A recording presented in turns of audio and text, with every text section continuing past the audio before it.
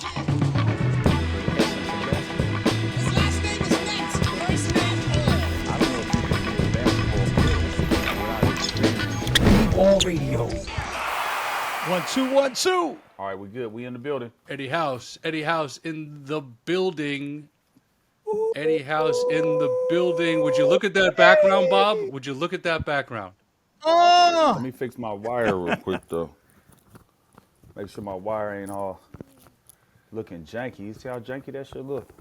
Oh, that's Yeah. what I I did. think you're really trying to Yep. you're trying to flex a terror squad. Show the chain. change. I ain't Show the fle- change. That's really what it's all about. I'm not flexing. That's family, man. You know how we, you know what I mean? No flex, dog. No flex zone. Yo, what's up, party people? Welcome to B-Ball Radio. My name is Bobbito Garcia, a.k.a. Cool Bob Love. Cooler than cool. Coach E-New. The co-host was good, E. E-New in the building. Oh, stop E-House playing. in the house. It's a green What's summer, happening? baby. Oh man, it's been a green summer. You know what I mean? It's We a keeping green it summer. cracking. Got the Terminator baby. goggles on. Hey, we got shit everywhere. Whatever it takes. We different here. Hold up. I got more shit. I got more shit than a Yes. motherfucker. Yes. Hold up. You know, we different here. Hold up. Where is it at? Oh, I Tell got him, another. E. Oh, Tell him, oh, E. fuck with You me. got the hat. E, you Fuck got with the me. hat. Fuck with me. I had to get it. I had to E, get hold it, on, man. hold on. We got the Mitchell and Ness. We got the Mitchell and Ness. We got the Okay. 86.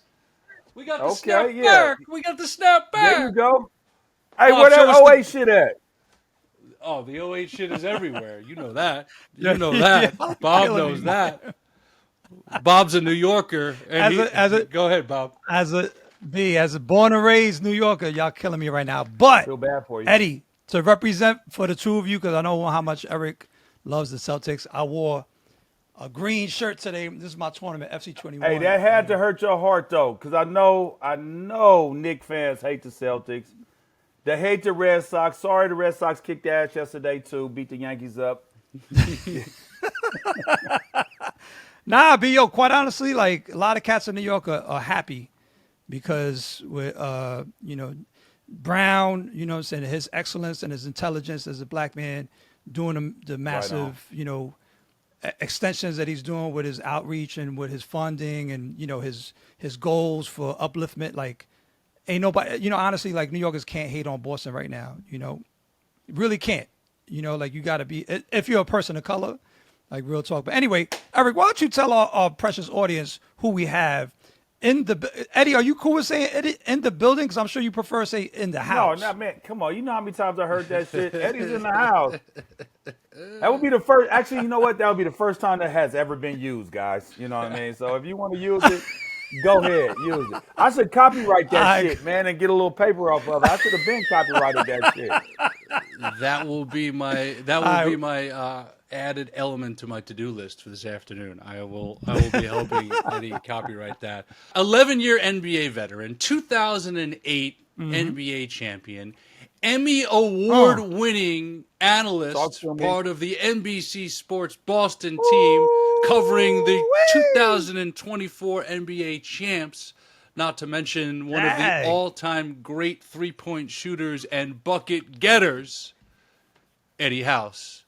Welcome to B-Ball Radio. Man, I love that intro. Bong, bong. That intro was player right there, man. I mean, it couldn't get no player unless I was stepping in the building live and direct with y'all. That's the only way it got a little bit more player, but I appreciate you guys having me, man. Real talk. No doubt. Appreciate you Love making it. the time. for us, Eddie no knows doubt. me, of course, as filmmaker, producer. Doesn't know originally I wanted to be behind the mic. So, Eddie, this is kind of my, I guess I'm middle-aged, resurgence in front of the camera, behind the microphone, and thrilled to be doing this with my OG, Bobbito Garcia. So, Eddie, thank you for joining us. Before we get into the hot tub time machine a little bit, obviously we were together recently, parade, finals, such an incredible time.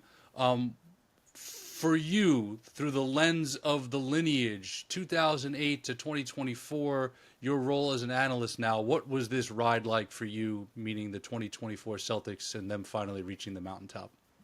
It was almost as close. The feeling was almost as good as when I actually won it. Almost. Remember, that's the key word. Because when you put in that time, that effort, you the one that's grinding every day. You didn't put in summer, and you got practice, and on top of practice, you got shoot-arounds, and then you got your extra work you put in. So that's more fulfilling and rewarding than this one because of those things. But for me, seeing the growth of this team, not only the players, but Brad Stevens, Joe Mazzulla, that coaching staff, and then seeing how like Derek White, when he came the first time we went to the finals against Golden State, he was just trying to get in where he fit in. You know what I mean? He really wasn't himself as just free-flowing, free-playing, because he still was thinking. And it's when you play in basketball, you got to just react. It's a reaction game. You put in all the work to react to whatever's thrown at you. And I thought that he was thinking a lot. And so having a full year behind him, and then the coaches trusting in him, organization trusting him, and they just gave him an extension, so they believe in him to just be free. Drew Holiday being free, Kristaps Porzingis being himself, not having overpressure. I was just so happy for those guys, because I remember the media day meeting that we had, and every guy came through and we had the discussion. We talked on what their goals was, and everybody in the league starts off the season thinking, we're going to win a championship. Well, this team really was built for that. Like, every team that says it, I mean, come on, the Utah Jazz was going to win a championship last year, but I believe me, when they had that meeting, when they had that meeting, though, hey, the start of the year, though, they saying, oh, we're trying to win a championship, right? And that's bullshit, because it's not true. But the Celtics really could do that. And Jaylen Brown and Jason Tatum, those two guys came in and said they were trying to be better defenders. And Jaylen Brown actually went out to say he wanted to be an All-NBA on the All-NBA defensive team. It pissed him off that they didn't do that he didn't earn it, because he did earn it, that they didn't give it to him because of what he earned, but then also not in All-NBA. And I think that's why it was like a revenge tour for him, like in the playoffs. Like, oh, y'all don't believe that I'm that guy? Oh, y'all don't like the contract I signed? I'm trying to do all these other things to show you that I'm better. He's gotten better. I was just so happy for them, because I've seen their growth, man, and how they come together as a team. The thing about it is they all fuck with each other. You know, they really genuinely fuck with each other. They not like clicked up. You got 5 guys over here going to dinner. You got 2 guys that don't ever go anywhere. Then you got another 6 guys that is at the club. No, they all are together. They're all locked in, and you could see that, and you could feel that. And I was happy for everybody across the board: ownership, management, coaching staff, players, training staff, and all the ball boys and all the ushers and everybody that's involved in that, because it takes everybody's energy for that to come together. So, Eddie, you left out one other thing that makes this so magical, and we experienced it being on that duck boat. The fan support and connection for this team and what that parade was like. And you've been in that building on so many memorable nights. You were in the parade as a player. You were in the parade recently. For me, that was an absolute privilege, being able to be on that duck boat, gathering footage, snapping photos, working on some stuff for you guys right now on the low that you'll be seeing soon. But what was it like going through Boston with that many people? Because it seemed like it was never ending. You kept looking at me, I've never seen anything like this. Paul kept looking at me, it's never ending. Jeff Twist, who's been there since 1981, is like, Eric, I've never seen anything like this. What was the experience like for you being part of the parade and feeling all of that fan love? Because as you've said, your teammates have said, there's only one banner to hang in that town, and it's a championship banner. This is funny. So the first the time we went on when we won it and we went on our parade, I don't remember this shit. Basically it was just we were all zombies, right? Because we won it. We were out all night hanging out at the arena. Then the next day we go to Ticket House and we kicking it all night, and then the next morning at 10 we got to meet at the arena for the parade. And so we were like zombies. So I don't even remember the fucking parade. I just remember being on a duck boat, but I don't remember anything about it, like nothing. I just remember being on the duck boat, hey, because we was drinking some more. We was, we was kicking it. So I don't remember it at all. So that's why I kept asking. I was like, P, I was like, hey, do you remember it being like? He's like, I don't even remember. Like, he was fucked up. I was fucked. Everybody was fucked up. So to see it in a different light and embrace it that way and see all the people, man, the support to the city of Boston, the love they showed, not only in the parade, but throughout that season, throughout the year, and forever. They always show love. But that parade, they showed up and showed out, man. It was an amazing time, bro. The park is my church. So listen, Eddie, man, you know, I come from New York with a legacy, folklore, history, you know, legends galore. And it really doesn't come on my radar until I start going out to the Bay about what's happening out there, because it wasn't necessarily documented the way that New York was, you know. So in particular, I got 2 items for you. Mm-hmm. There's Morsewood, Yeah. which, you know, gets on international radar on NBA Street Volume 2, which I was the announcer of, but it's one of the locations for the video game. And now all of a sudden everybody want to go to Morsewood. But you coming up in the 80s and the 90s, was that like your church, or was there another park, or was it not even a park? Was it your driveway? Where were you playing outdoor ball coming up in the Bay, hard body? Like, this is where I'm going to get my rep up. To be honest, where I really made my bones, I would say, was my 7th, 8th grade year. I would go to Cal State Hayward. They had open gym for the college guys. So, like, this is the time, like, early 90s. So this is like 91, 92. And you had guys from Cal would show up, Cal Berkeley, they would show up. You had guys that played overseas that would show up. And so, you know, being able to play and they passing to me, you feel me? Like, knock that down, young fella. And, you know, I hit the shot. Then that's where I think I really earned my bones, is where the OGs, the older guys, I mean, they were young players then, but they was OGs to me because they was 20-something. When they were really fucking with me, like, hey, yeah, make that shot, man. Okay. And then they come give me some game, like, all right, so look, this is how you need to do this, or this is how you should do this. If you're going to guard him this way because he likes to do this. Like, those are the things. I think that's where I made my bone. The park was easy because it was easy work. A lot of times park was just, you know, guys that used to be able to play or coming off of work. You know what I'm saying? They coming off work. They got their 40 over there. They hooping in boots. They got their boots You on. know what I'm saying? Like, they got their work pants so, on. I mean, I'm looking at them dudes like, you ain't got a chance anyway. I ain't even tripping off you. You know what I mean? You can't guard me with no boots halfway laced up. It ain't working. I'm sorry. That's out. But when you playing with these other guys that really are making money at this game, like, I respect the park for this reason. Anybody that's at the park putting in that time, they love the game. And so the love of the game, that's the respect that I got for that. But as far as like, Sure. okay, who could I really start challenging myself to go against? It was always at Cal State Hayward, the open gym where the big runs was. And then eventually I slid out like my senior year of high school. I went play Pro-Am. I was on the team with Sharif Abdul-Rahim, Gary Payton, Tim Hardaway, Jason Kidd. And so then, you know, Jay was looking for me. And mind you, during the 91, 92, 93, I watched Jason Kidd. That was the first player that I actually seen make it. Like, I went to his high school games, went to some college games, and I seen it. It made it attainable for me. Before, I didn't think, you know, everybody said, oh, making the league is like getting a fucking lottery ticket. You know what I mean? It's 1 in a million. But when I actually seen him do it, I was like, well, shit, I could do this shit too. And then it came full circle when I actually played summer league with him, and he out there passing the shit. Like, he looking for me. Like, all you got to do is run with J Kidd. If you just run and you get open, he going to find you. And the ball is always right in the sweet spot, ready to shoot or ready to go right up for a layup. So I would say that Cal State Hayward was probably that open gym, that open run that they had. They was running that shit. Them runs was that's where it started for me. The park shit was fun. You just got in a lot of fights at the park. That's what really happened.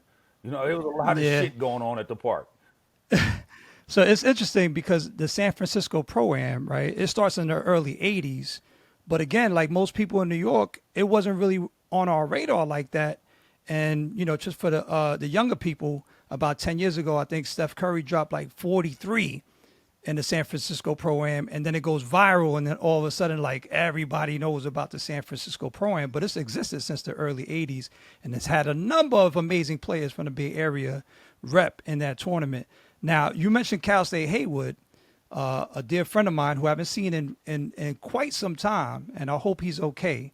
But Demetrius Hook Mitchell is basically like the Earl Manigault, or to what Earl He's Manigault a is to town New York, legend. or what Hook is a Ray Lewis was to Los Angeles. Yeah. Demetrius Hook Mitchell was to the Bay Area. I'm wondering.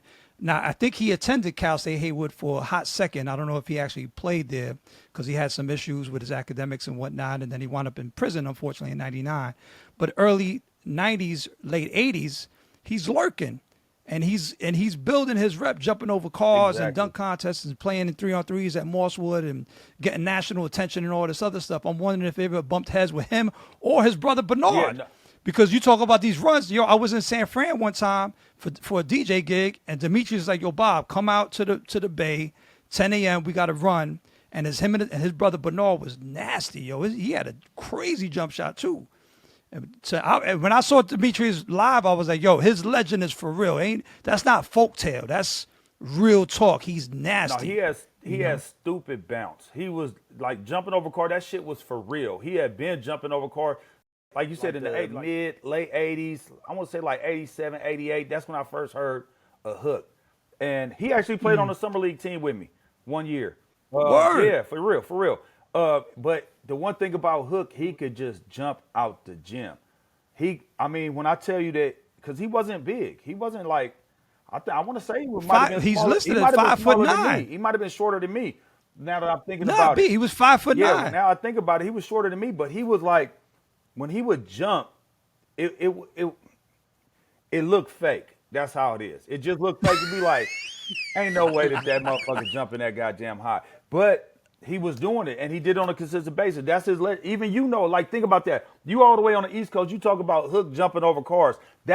He's a street ball legend, a park legend, and that's the reason why he'll turn out dunk contests. And that was his thing. He'll go jump over a car. And everybody, there was no camera phones. There was none of that. You just come back and hear people talking about some, "Oh, shit, did you hear about Hook? Oh, he jumped over the car." You'd be like, "What?" You'd be like, "Yeah. Oh, they got another thing going on. We got to go. Now we got to go. We got to watch it." And then we see it. You'd be like, "Ooh, that motherfucker really did jump over the car." You know what I mean? Like, he got bounced out here. But no, Hook is a town legend. Like, anybody that is from Oakland, anybody that's played basketball in the Bay Area, anybody that knows anything about street ball or anything like that, or any kind of basketball, everybody knows about Hook Mitchell. Yeah. Word up, man. I hope he's okay. I really hope he's okay. You know what? I don't know, man. Yeah, I lost his number, in the midst of much of moves. He was incarcerated again. He did a second bid. I'm about to text Then he somebody came right out. now. I'm gonna text somebody right now and ask him to see if he texts me back. Yeah.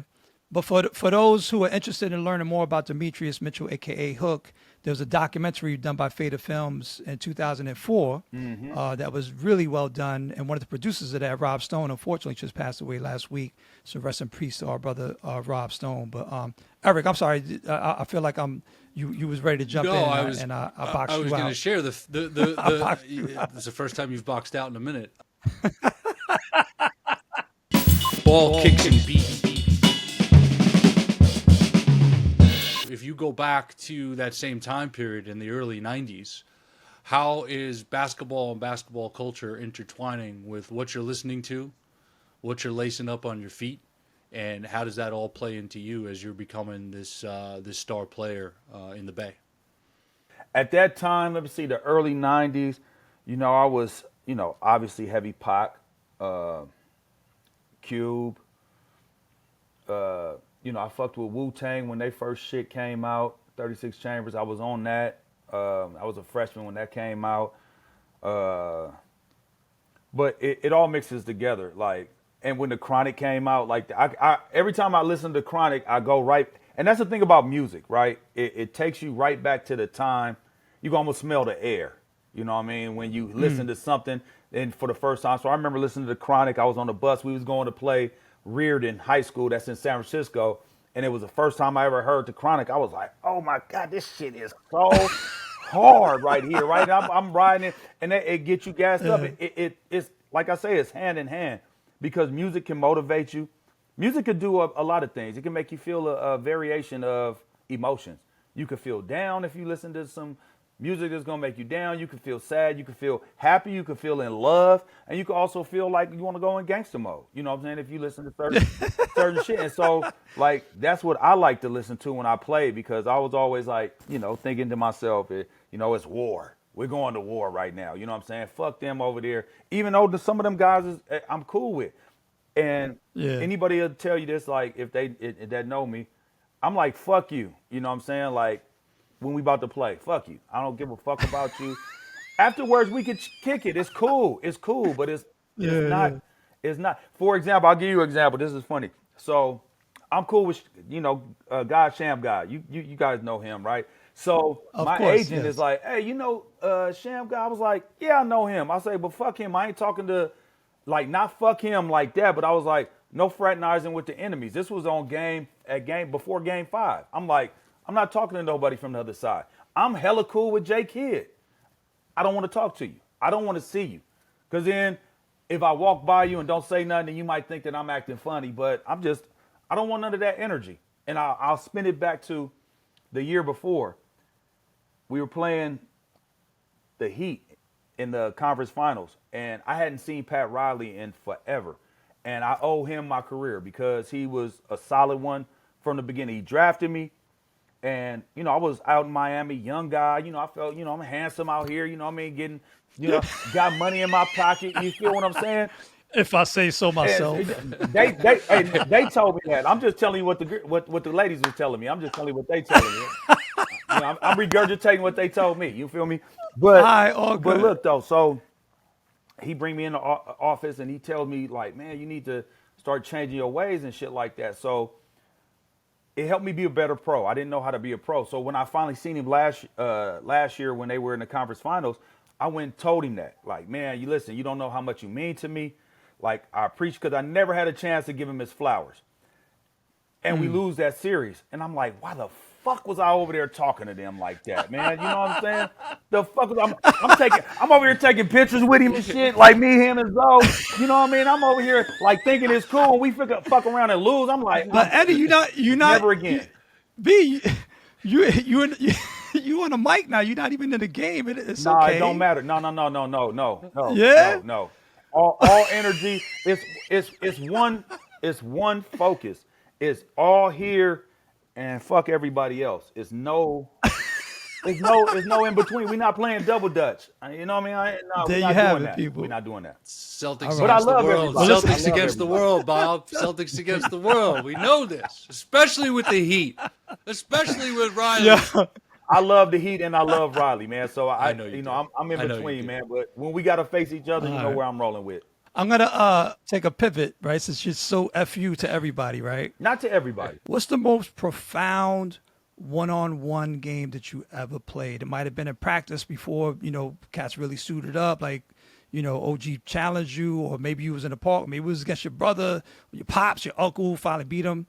What stands out is that this is the deliverance. It was one-on-one. I had a partner of mine, his name was Aaron Curry, right? And I would go over to, and this is like I was 7th, 8th grade. So me and him would go to Cal State Hayward a lot together. Or go to every park, or he had a goal in front of his house, and we would work out there. And I'm telling you, he beat me for like 2 years straight. Like, I'm not even joking. 2 straight years of getting my ass whooped. Now, I would go over there every day. Every single day I would go over there, and he'll serve me. Then we would pop in tapes of like Randolph Childress, Mahmoud Wake Forest. Mahmoud Abdul Rauf, Chris Jackson at the time. Ray LSU, Allen, yep. The Big East, when it was Big East on Monday, Big Monday, it was Big East cracking off on Big Monday. We will sit there and watch whatever games would come on. If we didn't like the game that they were showing, we'll pop in the tape and watch that. We work on our move and we go play. His mom would make food for us and shit. And I mean, he would dog me. He was 2 years older than me. He would dog me every single day. I'm talking about every day for 2 years. And I would come over there every day for 2 years to get dog. Not to get dog. I was like, eventually. And when I finally beat that motherfucker, I was like, man, motherfuckers don't stand a chance with me no more. But I got another one. Paul. So me and Paul, this is hella funny. Paul Pierce. First time I ever met P. I got a bald head at the time. I don't never, I keep my shit. But I had a bald head at the time. And so my roommate was a cat from Japan and a guy that played at De La Salle football. His name was Rashad Floyd. And so Rashad was a football player, but he was invited to this camp. It was the Pump Brothers camp in L.A. And so late night. Wait, you're already in the NBA or No, this no, is I'm in high pre-NBA? school at this time. So this is the Oh, first time get I out. meet Okay. Paul. This is 1995. So Got you. I Okay. had a little tactic while I break in gyms. Like as I was a little kid, like from 5th grade all the way up, I would break into gyms. And so how I would break in, I would put my hand underneath the door, just pow. I found out I could pop the doors, and they didn't have no alarms back in the day. So I break into the gym. It's like midnight, 1 o'clock in the morning, and me and Rashad in there getting work. Paul and Jay Crow come in, and we in there already. We getting work in. They come in, and so they start working, and we like, hey, y'all trying to play? They come over play, and we talking crazy shit. I'm talking crazy shit, and I'm serving. Wait, Paul Pierce in He was 95. about to go to Eric, is college. He was on already his way to Kansas. He was actually Got a you. Okay, counselor. okay. He was a counselor at that camp. So he was just Got you. there to Okay, get I'm the just trying to money. get a reference. Yeah, he Yeah, was there just to yeah, get yeah. paid, show up, get Got paid, you. and get up. So he's not Paul Pierce, like the international superstar, future NBA champ yet. He's just a high school he's cat. a McDonald's All-American. You know what I mean? Like Yeah, everybody okay, know who okay, Paul is okay. if you in the hoop game. Yeah. And so we hooping and we Got you. bang. And so that run right there was amazing. I gave him, what's funny, I had a burnt tape, because we can't say a burnt CD because it wasn't a CD. It was a burnt tape of the Loonies. Before it came out, I had the Loonies album, the very first. I got 5 on it down. I had a tape. I was like, hey, man, I could get another one. I said, just check this out. These motherfuckers is hard. They from where I'm from. So, boom, I gave it to him. And then, that's how I first met Paul, man. That's how I first met Paul. But That's that run was crazy. A1. Oh, that is great. And Yeah. Small World, I know love it. Rashad Floyd. We worked on a project last year together, the OBO Tell him I project with said what T-Mac. up. I ain't seen his ass in hella long. I'm gonna call him right after this. The world. He is went to De La Salle. Yeah, Yeah, the world is He too was a small. cornerback. Ask Yep. him about that. I will. Hey, it was hella funny. Listen to this. How small, you say small world, so I'm gonna give you another story. So the guy named was Yoshi, who was our roommate. He was from Japan. Couldn't speak English, right? Didn't have really nothing to eat. I'm shooting him pizza that we getting and everything. I'm hooking him up. Fast forward to when I'm in the league, 2004. We go to Japan for 2 games. We play the Supersonics, a home and away game in Japan. Real game though. This wasn't an exhibition. This went on your record. So I'm walking through the tunnel, and he's like, "Hey, it was Yoshi from Japan. Like, yo, he was a DJ. And he's like, I got this club cracking. Hey, come through, come fuck with me." We end up going out having the best time, man. I was like, man, Dope. how small the Dope. world really is, though, man. If you treat people right, man, good come to good. That's fly. For sure, for I sure. love So it. you- I love you- it. Shout out to DJ Yoshi, and shout out to Aaron Curry, Aaron Curry. wherever you are right now. You mentioned earlier, and obviously there's such a litany of great players from the Bay that either made it to the league or, in Hook Mitchell's case, one of the ultimate what ifs of all time. So, in researching and gathering some notes for this, Eddie, obviously you end up at Arizona State. Mm-hmm. Was Jay Kidd one of the reasons why you wanted to play at Cal? And just talk to us real quick about why Arizona State and what did or didn't happen with Cal. All right, I'm going to keep it all the way real, uncut. This is uncut right here. Nobody knows the story except close people. So anyway, my mom worked at Cal Berkeley. She worked in the mail department, and I would walk on the campus and just imagine myself being there. Like, I'm about to be here at this school. I'm about to play hoop here, man.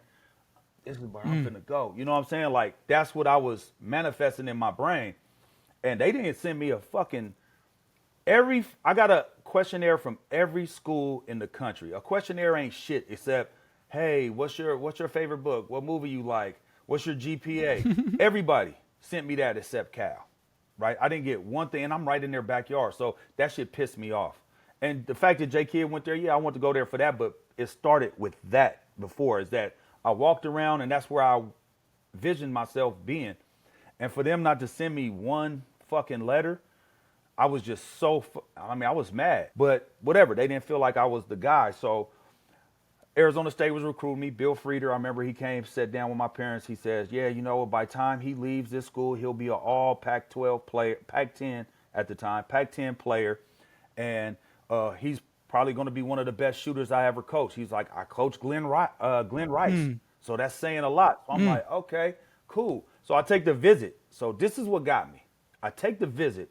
Mill Avenue is like a strip where everybody goes to kick it at that time. Like you know, you drive down the street, it's just packed. So my the guy that I was on a recruiting trip with, no, I'm gonna tell you, the guy I'm on a recruiting trip with, right? We kicking it. We go to smoke some weed, right? So we smoking weed, and we like, why is there so many police riding by us on bikes? We're literally at the bottom of the police station smoking weed, right? So I'm like, what the fuck? I didn't know that until after I went back. So we smoke, then we go to Mill. We go to Mill Avenue, and there's two girls pull up in a Benz, a drop SL. I think it was a 300 it wasn't a 600. It was a 300 drop SL, and they pulled by. It was silver with the beige roll bar in the back. I was like, I'm finna try that. So I get their attention. They pull over. We drive off. We take off. We have a good time with them. I drove it. The next morning I called, I said, I'm going to this school. This was too much motherfucking fun.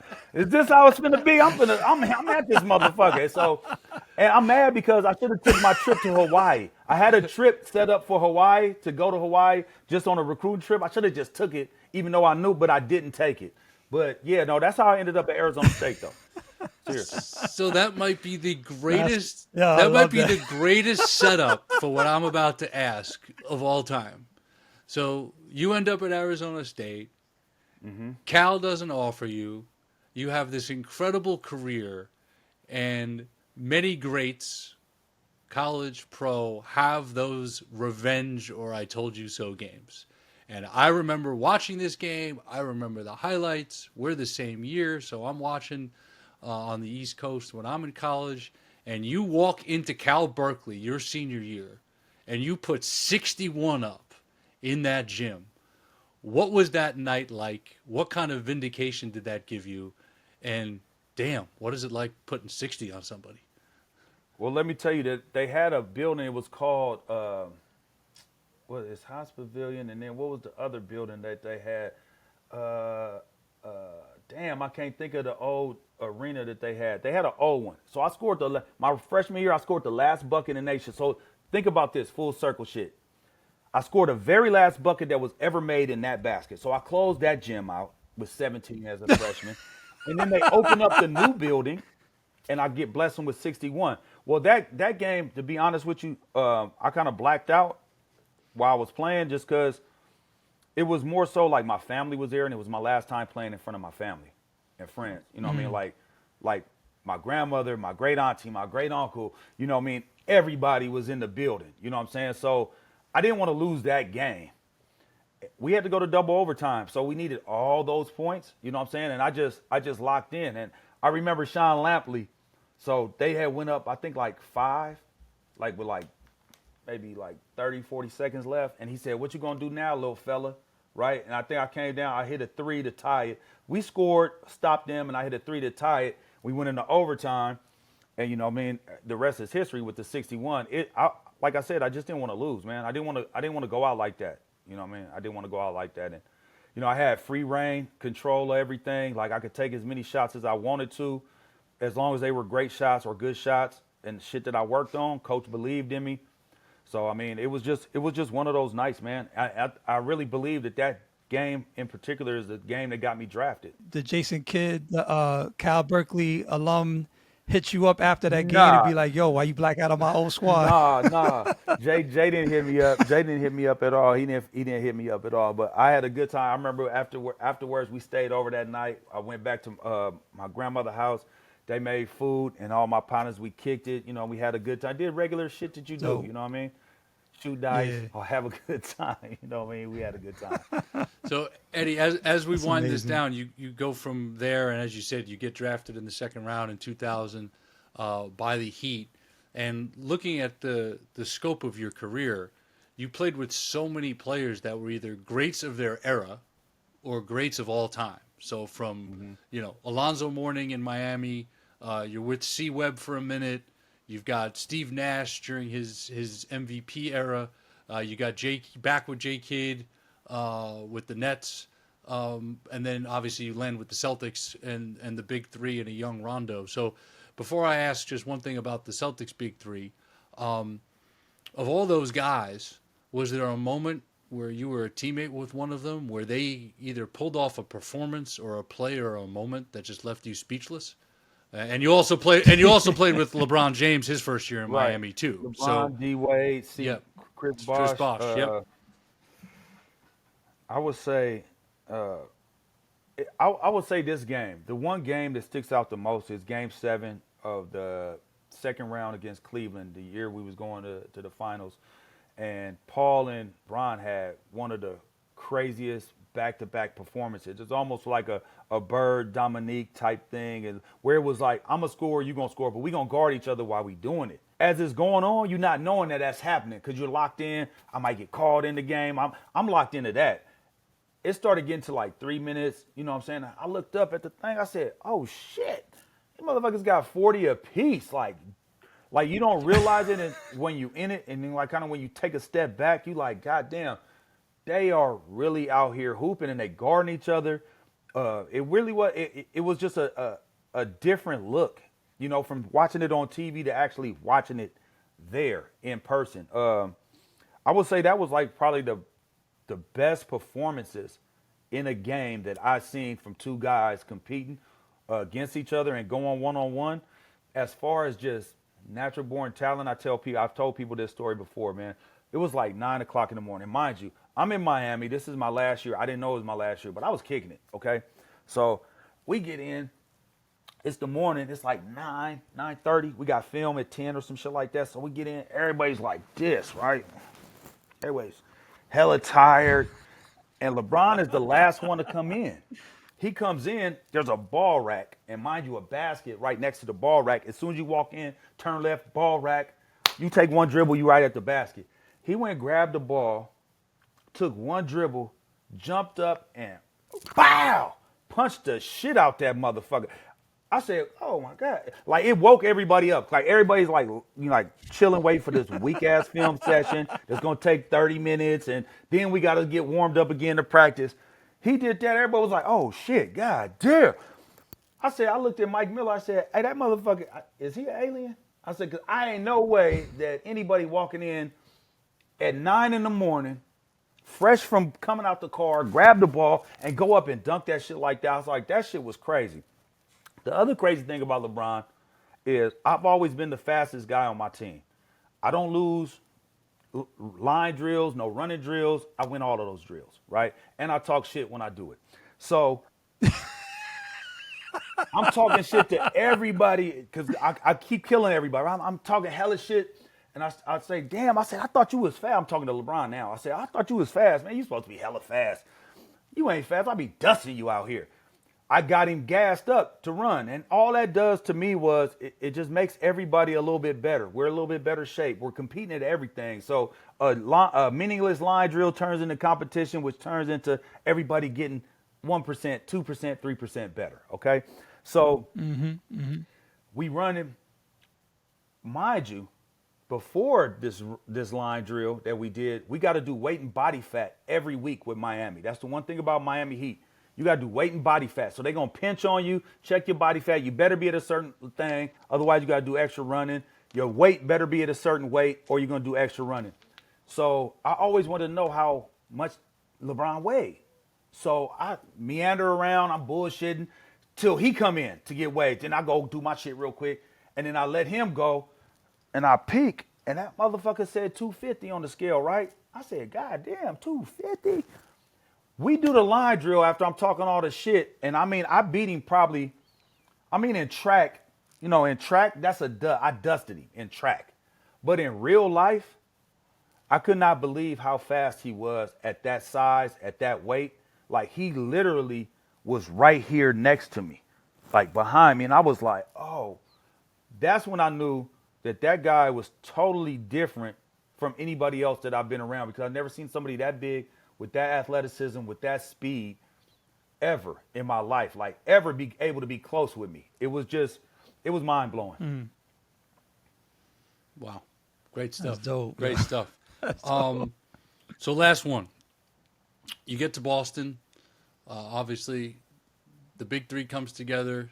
You're signed. James Posey's signed. Baby's a rookie. Leon Poe's a rookie. Sam Cassell and P.J. Brown join later. Perk and Rondo early in their careers. So many stories are well documented, but one story that's starting to come out more now. You talked a little bit about it on the Truth Lounge when we had the live show there during the playoffs. But for Bobbito and some of our audience that don't know, can you please share what the competition and practice was like specifically on the G Unit runs? I could do that, but I'm going to go back a little bit. Posey wouldn't even been there. So me and Pose had the same agent, Mark Bartelstein, at the time. And so I'm coming in from New Jersey, playing with the Nets. And Danny called me like, hey, we're about to do this deal. You know, I've been trying to get you for like 3 years. You going to fuck with us or not? That's exactly how Danny said it to me. I was like, if you get that motherfucker, and I was talking about ticket. I said, if you get that motherfucker, I'm coming. And so, like, the next day, he's like, we got him. So, what's up? I was like, I'm coming. He was like, I said, all right, cool. So, I called my agent. I said, hey, listen, I'm trying to go to Boston. They got this deal done. I just talked to Danny. Everything's cool. Then he says, he's like, oh, yeah, Posey is thinking about going to New Jersey. Do you know anything that you could give him some information about New Jersey? I said, what? I said, no, give me his number. So, he gives me his number. I said, Pose, listen, I just came from there. I said, you're going to get some numbers. You're going to get numbers. J. Kidd going to find you. I said, but we'll win a championship. If you come to this team, we will win a championship. We talked on the phone for like 45 minutes. And Pose ended up coming. And we end up, I was like, damn, I should get a little bonus for that one. Or something. They should be kicking in a little bit of extra cheese or something for that. But Pose ended up coming and ended up working out perfect because we needed him. Like, I mean, he was so big for us. But those G Unit runs, you had it all depended on the day. You might have a mix where you have the bigs and the guards, or you might just have the bigs versus bigs, guards versus guards.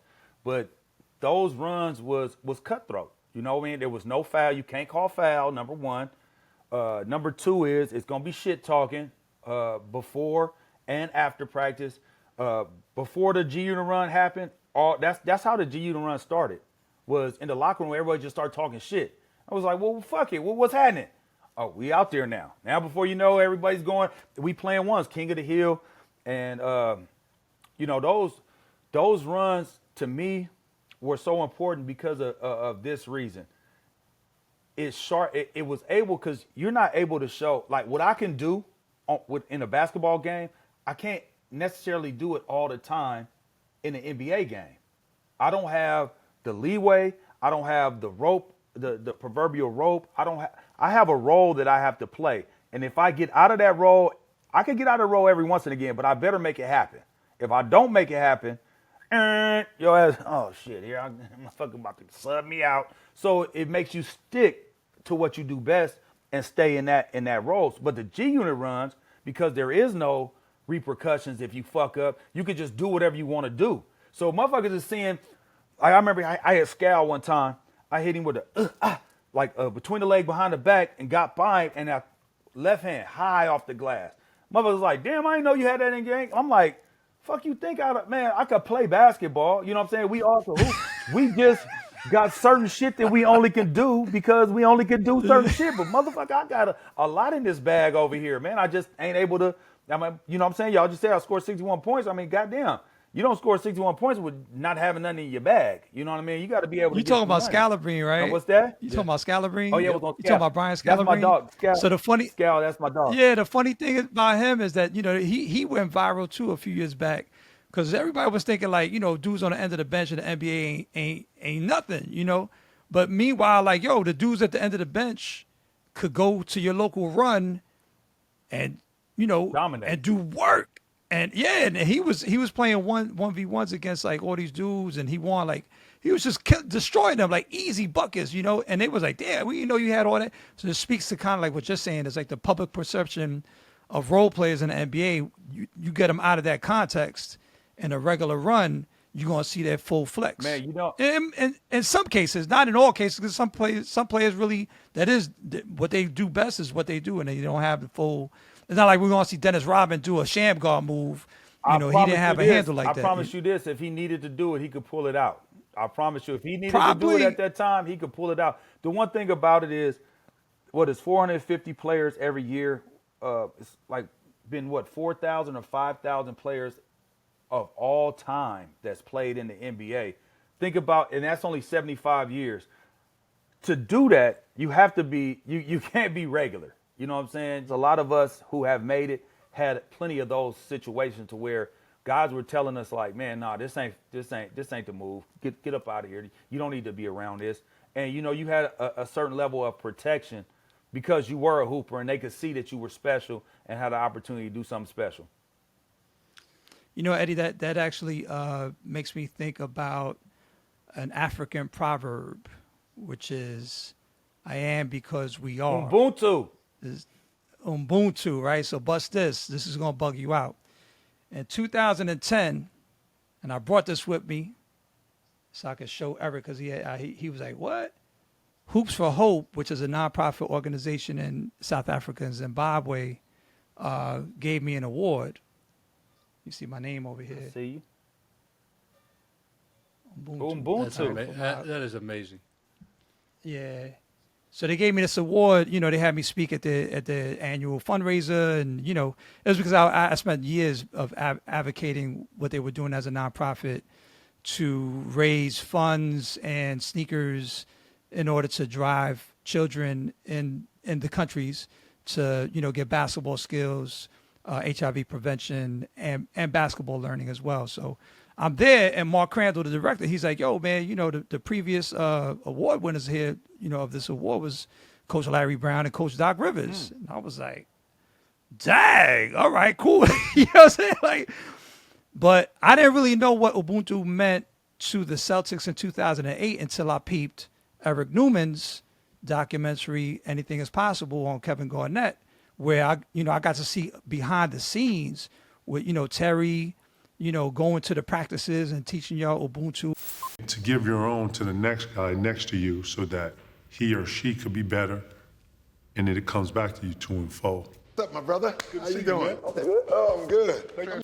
And I'm wondering, in 2024, what does Ubuntu as a state of mind still carry with you as a parent, as a broadcaster, and still as a member of the Boston Celtics championship squad in 2008? It's the way you live. You know what I mean? It's a way of life. It's not something that you write down and say, "Hey, let me look at this every single day to remember it."